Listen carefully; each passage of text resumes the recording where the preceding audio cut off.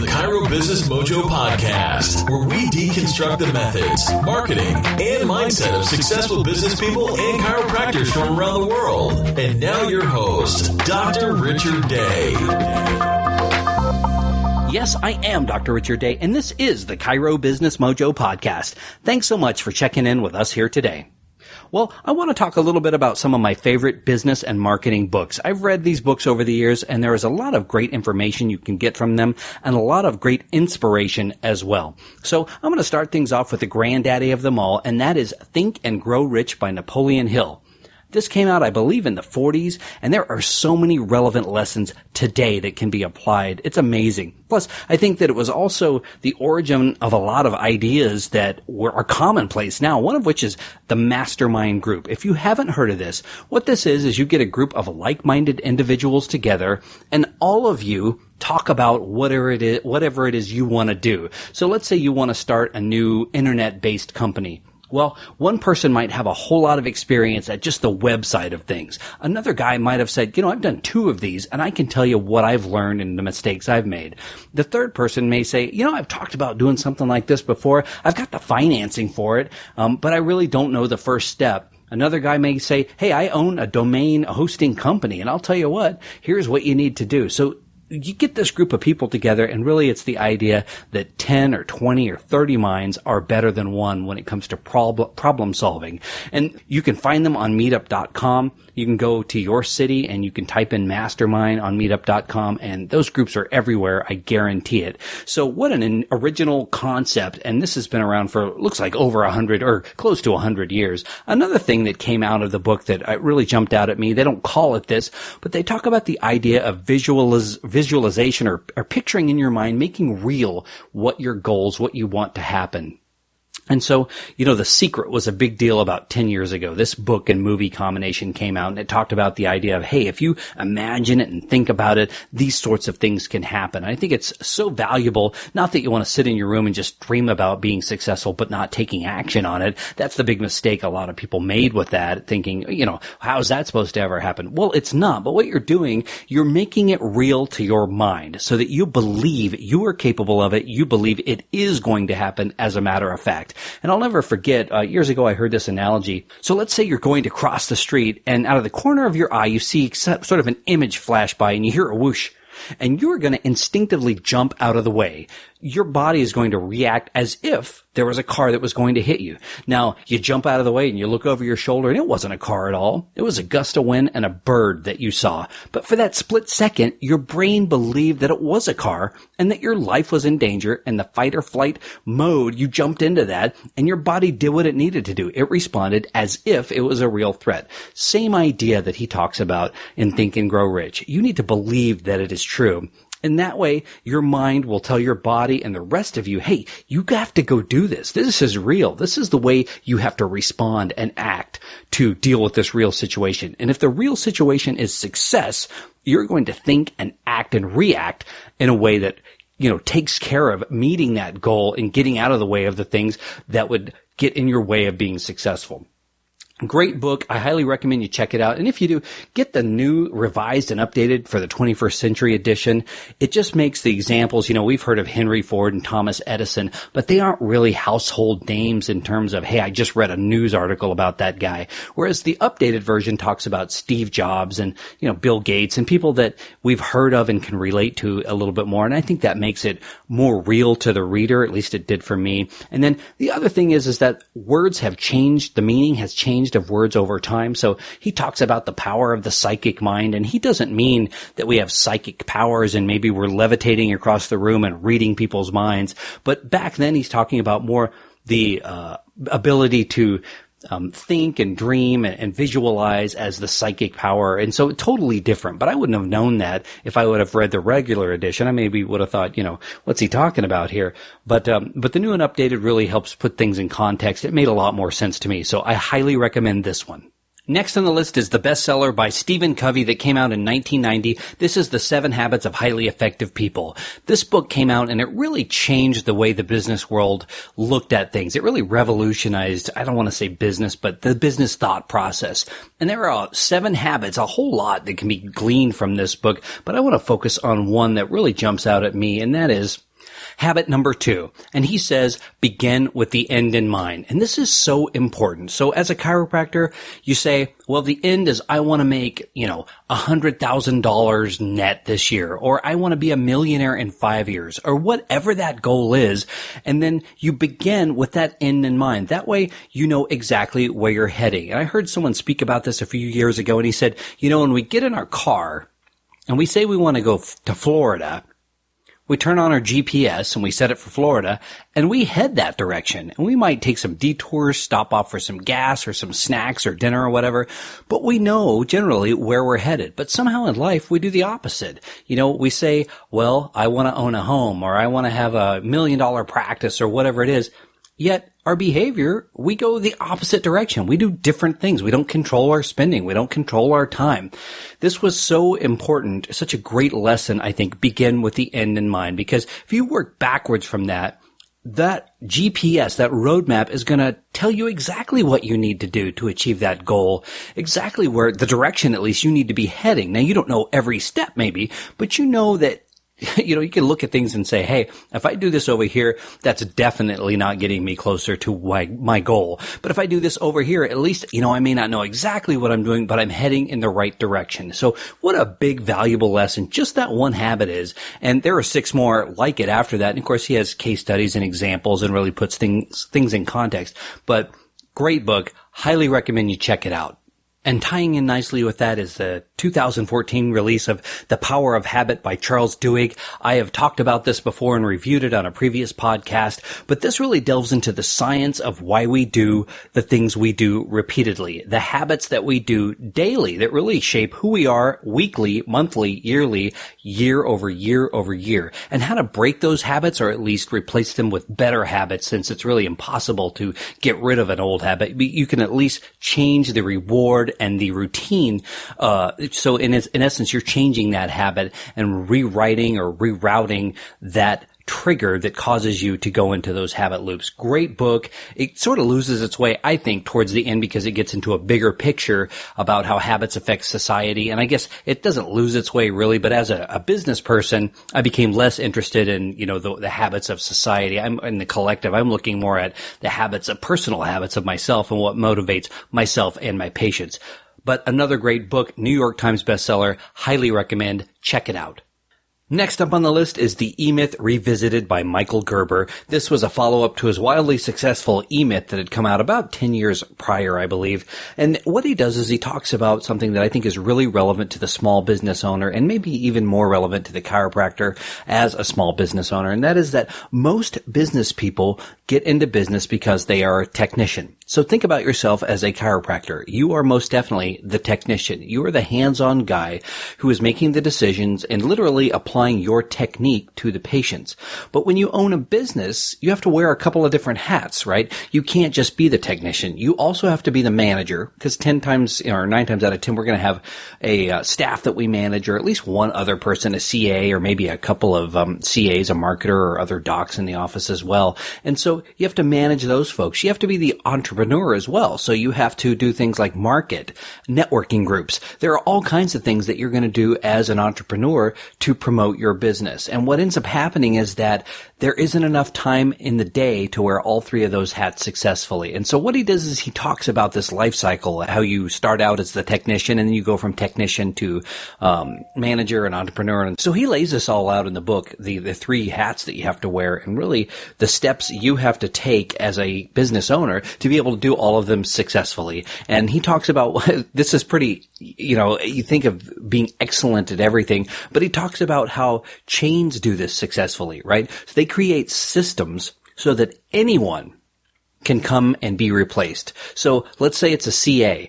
You want to get a top CA to be sure, but whoever your CA is, if CA1 leaves and you have to hire CA2 to replace that person, wouldn't it be great if you had a system in place? And when I say systems, written systems, a manual that this person can come in and read, or a video series that this person can come in and watch, or a program that you put them through so that you can plug that person right into that system and have them be just as effective in that role. That's something I dare say most chiropractors aren't doing. And he lays it all out in the book, how you need to do these sorts of things if you really want to watch your business flourish. Great book, highly recommended. Next up is Awaken the Giant Within by Tony Robbins. This book came out in the early 1990s, one of two big hits he had around that time, and it is just jam-packed with information. It's pretty dense and a lot of pages, but it's such good information. And really the key takeaways of this book, there are three biggies. The first one is, and I'm quoting, anytime you sincerely want to make a change, the first thing you must do is to raise your standards and believe you can meet them.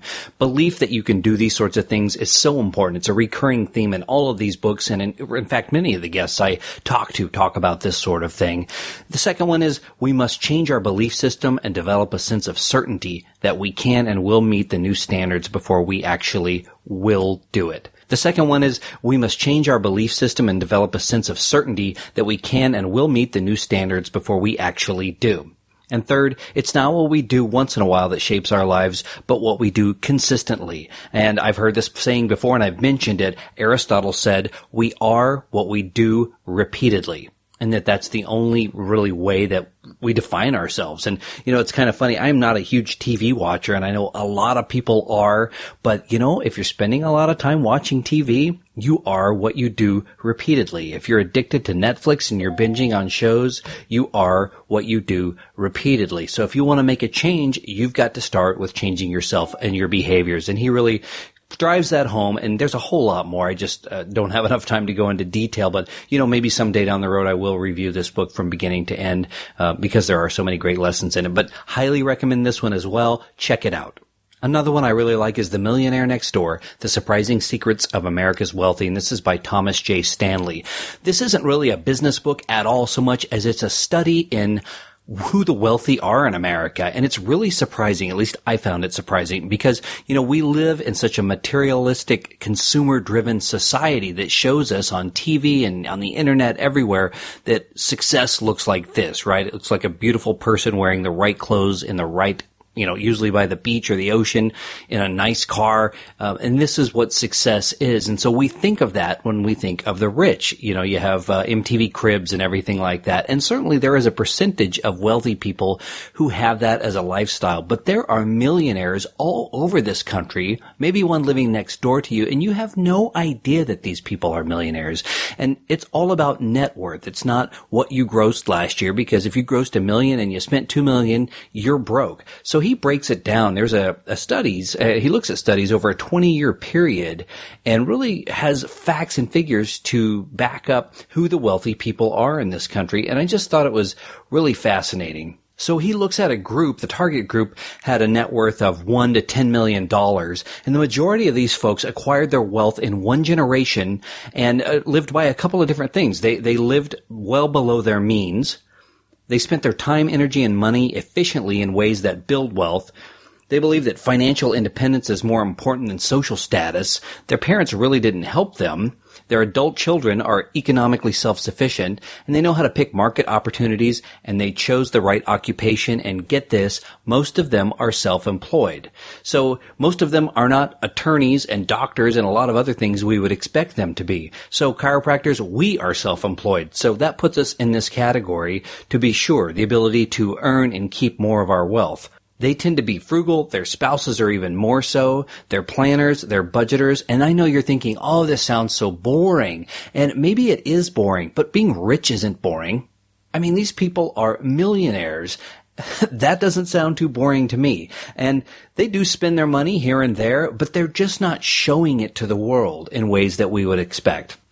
So maybe you're thinking, well, this all sounds great, but we all know that people of a certain ancestry have much more opportunity than anyone else. Well, in fact, the highest concentrations of millionaires by ancestry in order of rank are Russians, Scots, Hungarians, Latvians, Australians, Egyptians. I mean, that's in this country. Those are the people that have come to this country, who have immigrated to this country. these folks they have the money. So pretty amazing and non-typical, or at least non-stereotypical results. Really flies in the face of what you might think wealth looks like and what a millionaire looks like. So for me, it's very motivational in a couple of ways. It shows me that I'm in a profession where I really can achieve my dreams because I'm self-employed. And number two, it really shows me what true wealth is. It gets me really out of the mindset of commercialistic, consumer-driven, media-driven, versions of success. Real success doesn't always look like that, but that doesn't make it any less successful in my mind. Next up is How to Win Friends and Influence People by Dale Carnegie. This is another big classic that's been out for a very long time, much like Think and Grow Rich by Napoleon Hill. And it's got a lot of basic fundamental ideas, some of which are pretty familiar now, but this is one of the earliest books on success that I read, and I can remember a couple of points that I can share with you right now. One of those is that one of the sweetest sounds in the world to a human being is the sound of their name. It's something we've heard from day one. Your parents called you by your name the day they named you, and they've said it over and over and over. People call your name, and you've heard it. You love it. We all do. So what's the importance of that? Well, use your patients' names. Use your friends' names. Call people by name when you talk to them. It has a meaningful, positive vibe to it because it is that sweetest sound they've ever heard in their whole lives. Now, there's like anything, it's up to a point. You don't want to be overly fake with this at all. It's not a measured, calculated thing. It's just using their name conversationally, letting them know, especially if there's someone that you just met, that they've made an impression on you. The second thing that I remember from this book, because it's been a while since I've read it, is people justify all of their behaviors, no matter what they are. And he recounts an incident where there was a guy who was a robber or a murderer or somebody like that, and he was incarcerated. And they were asking him, about what he did wrong and how he felt about that. And he says, well, and he starts going into an explanation that, it really wasn't my fault. These things happened and, I'm not a bad guy at all. And what his point was, Carnegie's point was that people will rationalize anything to make it not be their fault. And this is something I have seen over and over and over. Think about it in relationships that you've had with people, be it, a loved one or a friend or something like that. But people go to great lengths to rationalize all of their behaviors. And what Carnegie says is, look, in our minds, we're always doing everything right. We're usually not knowingly making a mistake. And if we are, like let's say we're shoplifting, well, it's because we have to feed our kids or whatever the reason. But it's always rationalized to be okay because people need to feel their actions are okay. So he was studying human behavior and human thought process and human psychology and really insightful in ways that can still be applied today. It's got something like 5,000 reviews on Amazon and about a 4.5 star rating. So not bad for a book that's much older than myself and probably as old as my dad, that has great ideas that are just as prescient today as they were the day they were written. Tribes by Seth Godin. Game changer. This is a game changer. This has been a big deal, and Seth Godin has been a big deal for the last 10 years or so.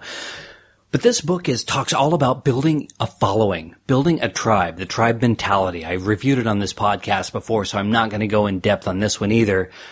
But every patient who comes in is going to be a tribe member. And you are all about building your tribe. And there's a number of ways you can do this, but you interact with those people. They become loyal to you and how you think because, in a sense, they connect with you because you are your true authentic self, and they are sort of a reflection of you. Just like if you have a good buddy where, you and this other person, you see eye to eye on a million things, you have the same sense of humor or enjoy the same sports or whatever the case may be. The point is that you're going to connect with these people and they are going to sort of have a devotion to you, I guess, in a sense, and become rabid fans of yours. And this is the best kind to have because they're going to go out and tell everyone they know about you. A short book and easy read. I highly recommend you check this one out, pick it up and see what it has to say. Another one by Seth Godin is The Purple Cow. And he talks about, being better than everyone else at what you do. You transform your business by being remarkable. And I've talked about creating the ultimate patient experience before. That's what this is. It's about being remarkable. Create something spectacular. And some of his examples are Starbucks and JetBlue, Krispy Kreme. But they go about, Krispy Kreme's just making donuts. Starbucks is just making coffee. How come they got so big? And what is it about it? Well, they've got a certain way they do things to be better than everyone else. At least perceived to be. I'm not a fan of Starbucks coffee. If I get a gift card as a gift, I go down there and I get my Starbucks like anybody else would. But it's not my favorite coffee. But whatever it is they've got, that experience, and one of the first to have sort of the internet cafe idea, they nailed it. It really is a great coffee experience when you go in a Starbucks. So this book provides case studies with these sorts of corporations, how they did it, and the keys to their success. Another great read. Next up is The Perfect Day Formula by Craig Ballantyne. And I had Craig on the show not too long ago, so I'm not going to spend a lot of time reviewing this one other than to say that what he lays out is a plan to have a really good day. And that plan starts with planning it out the night before, what you're going to do that morning. And then you follow that to-do list because in the morning you've got the least challenges. You've got the least amount of screaming kids or phone calls or whatever it is. And you can have wins, small wins that add up in the morning. And then you really have a great mindset for when you go out and face the rest of the day. Really, it's a short book. It's a great read. And he also connects us to the bigger picture, how to take these wins that you do each day and multiply that into over a lifetime of really getting where you want to go. Great book, short book. I highly recommend this one for action steps you can start implementing today. Another one is Who Moved My Cheese? And this is by Spencer Johnson. And this came out in 1998. And at that time, I was working for AT&T. And I remember it was a big deal. They passed it out to all of their employees to read. And there was sort of a backlash against it. What it talks about is, things are always changing. And so change is part of the workplace, part of being in business. And the better you can cope with that, the better off you're going to be. And the pushback was, people, the cubicle dwellers, like I was at that time, worked in a cubicle. It was, they felt it was corporate's way of saying, hey, sorry, but we're going to have to move you down into that little space in the basement. So yeah, why don't you go ahead and take your stapler and just learn to be okay with it? And I guess you can look at it that way, but really what I learned from it is that the business world is ever changing. What worked with Google in 2005 and 2010 doesn't work anymore. So you can roll over and you can play dead, or you can change with the time and get current and start being part of what's going on today, which is much more social media driven. So that's one example, but think about in your practice, if you were doing things the way you were doing them 10 years ago or 5 years ago and not getting the result you want, it's time to make some changes. The cheese has moved and you have to find a new way to get to that. And by the way, they use examples in the book of mice that are in a maze, and some of them deal with the movement of the cheese very well, and other ones sort of complain about it, and some of their livelihoods tied to the cheese, and so on and so forth. You get the idea. But anyhow, it's a good book really on dealing with the changing nature of the marketplace, and chiropractic's no different. I mean, we've had stuff change with the OIC regs. We have had changes in ICD-9 to ICD-10. No one likes change, but it's the reality. So some great strategies for dealing with that and really embracing it and making sure you're at the top of your game no matter what is going on. Well, there you have it. There are so many books out there, but I wanted to just give you a few that if you haven't read, maybe you should check out, or if you have, maybe it's time to check them out again. And if you don't have time to read, like I don't have time to read, make sure you check out audible.com. You can get a free book there if you follow the link listed at the end of this show. But I think it's a great way to just, do other things. If you don't have time like me, you can be at the gym, mowing the lawn, whatever, and still be on top of things. So check that out. Hope you enjoyed this. We'll catch you next time. Thanks for listening to the Chiro Business Mojo podcast at www.chirobusinessmojo.com.